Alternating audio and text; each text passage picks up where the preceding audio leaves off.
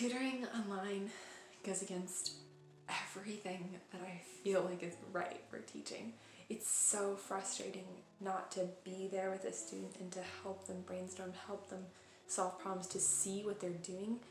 It's also hard even to get them to pay attention. You have no way to enforce discipline and enforce, them to pay attention to you and not be fooling around on their phones. I actually have one student now that I am designing his entire curriculum plan for math and science because his teacher hasn't given any work because of technology issues. You have not seen a Zoom call until you've seen 11 6-year-olds on a chat all trying to talk at once.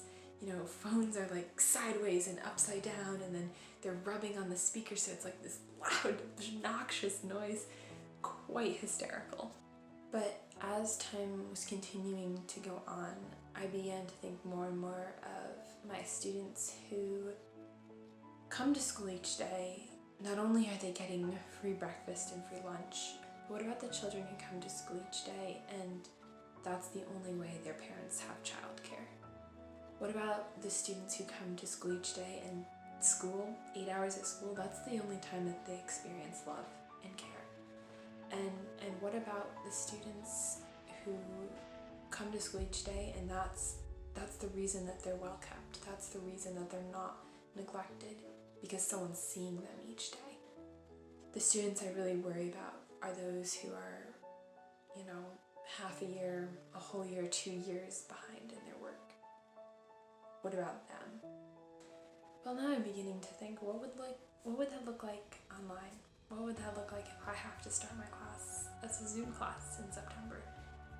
What if we can't go back to school yet? And I think while this is hard and frustrating and this is not what I want, I don't want to be meeting my students virtually, I think it definitely is a time to get creative and to make things fun. If you look across the last 100 years and see what things have changed, there's so many dramatic changes. Look at our cars, look at our transportation system, look at our technology. So many things have changed. But if you were to look at a classroom from the 1920s, my guess is it would look very similar to today's. Desks and chairs and books. Sure, we have iPads and computers now, but that's not that much of a change. Tutoring online is not something I would have chosen. It's not something I really want to do, and I definitely don't want to do it in the long run. But I think it has helped me to see the importance of individualized education, and it's helped me to think creatively and out of the box. So while I wouldn't choose this, and while I don't want this to continue much longer, and it's frustrating, and when your student puts himself on mute and you're like, unmute it, it's very difficult. But I think it has caused me to grow as an emerging educator.